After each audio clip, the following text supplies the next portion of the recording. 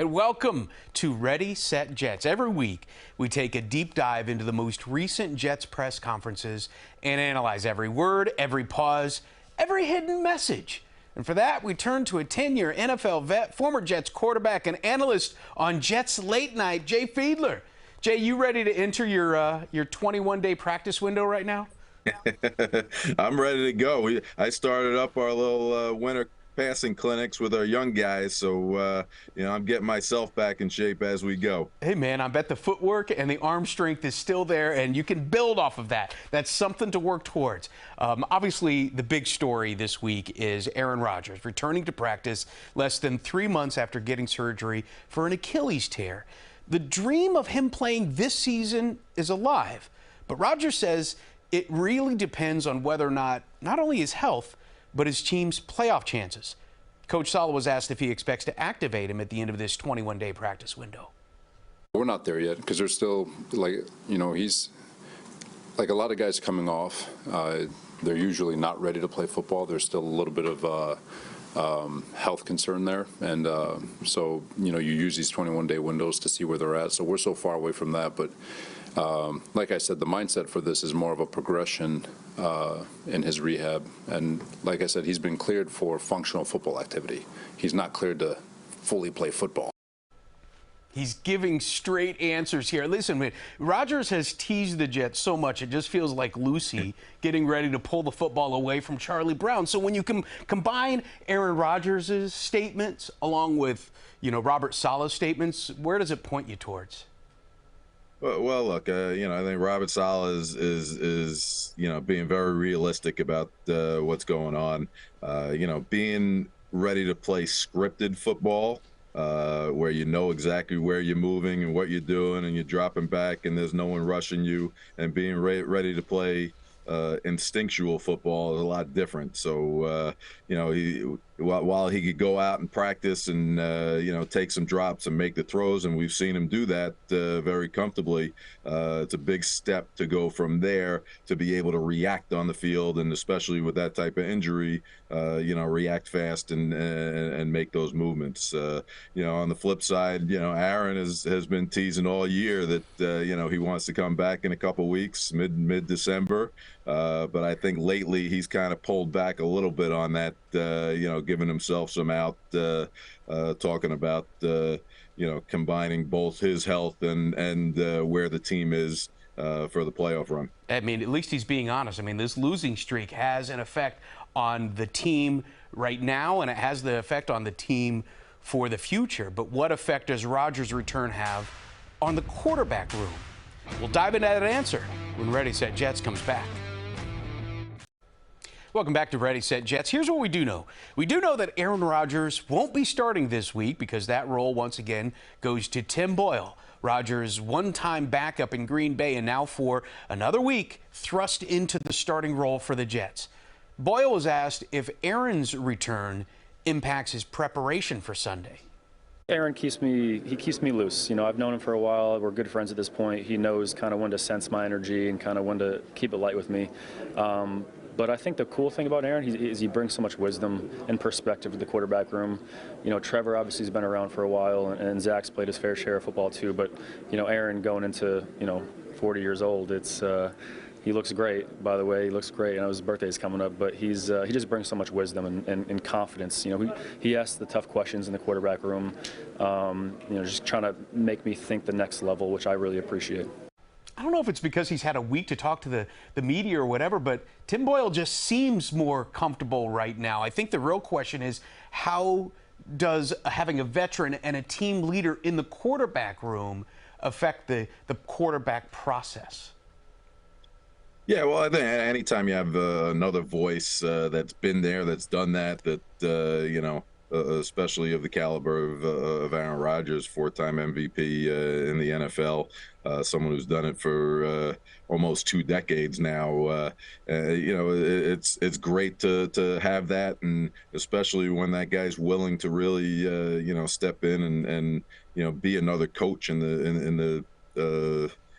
the practice room and on the practice field. So it can only help Tim Boyle. It can only help all the guys in that quarterback room, to hear from a guy who's done it, and not just hear from the coaches who are explaining the way things get going. Having that practical knowledge of on the field and how it works is a different level. Right. There's an idea that you know how the play is drawn up, X's and O's, but then to actually get there out there on the field and know where those windows really are. I think that Aaron Rodgers' experience obviously would be able to speak volumes to the rest of the quarterback room. The fact is, Tim Boyle didn't provide an offensive spark last week for the Jets. We did see some short passes. We saw the no huddle, but the consistent drives weren't there.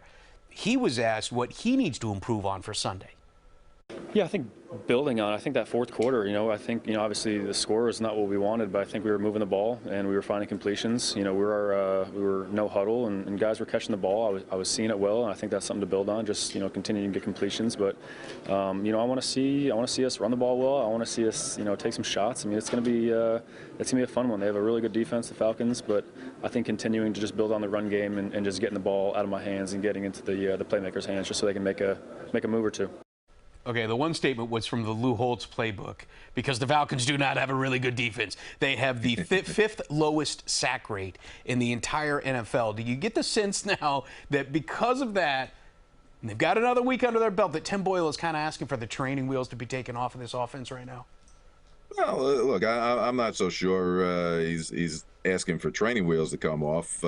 They threw the ball almost 40 times last week. Obviously they were coming from behind and had to do that a little bit more. But I think, what he mentioned in there, which is really important, is they have to establish the run game. And that's something they haven't done in over a month. Breece Hall has been,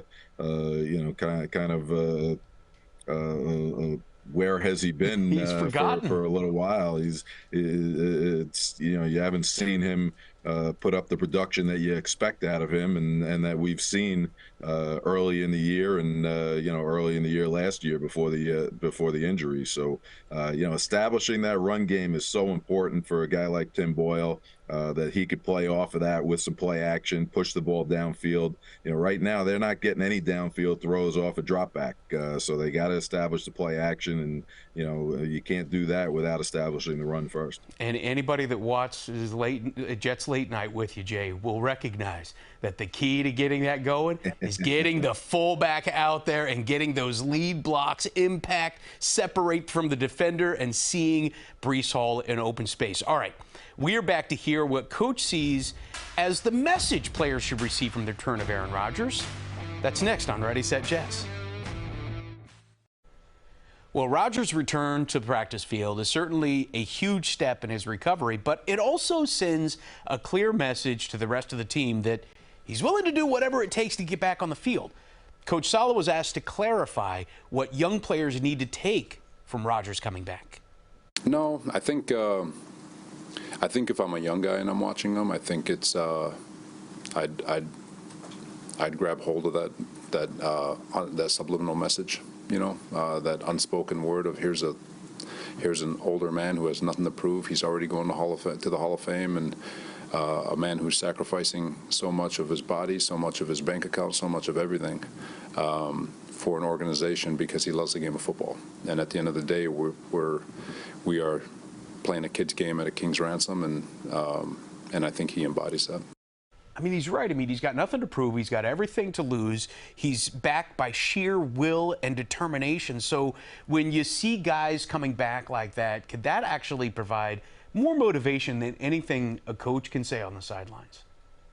Yeah, certainly. I think in any organization, you want your leaders to be the ones who, are showing everyone else how it's done. And when you have a guy like that who's your superstar on the field, and he's coming out every day, he's working his butt off, and he's being a great example for all the young guys and what it takes to be a pro. That just filters down to everyone else in the organization. I want to just take a step back into Robert Saleh's comments. And Aaron Rodgers might be sacrificing his body. I don't think he's sacrificing his bank account at all on this, though. So, yeah. No, but he Those certainly paychecks is. still get cash, don't they? He certainly is. Providing a great example for everyone else in that organization on what it takes to be a real pro, what it takes to get yourself back on the field. And he didn't have to try and come back this year. And the fact that he's doing that and he's out there on the practice field in early December, late November, speaks volumes to the rest of the team. I mean, that's got to be so inspiring for a young player who has their full health to be able to go out there and try to push themselves a little bit further when you see someone in the twilight of his career doing everything he can to go out there and help the team.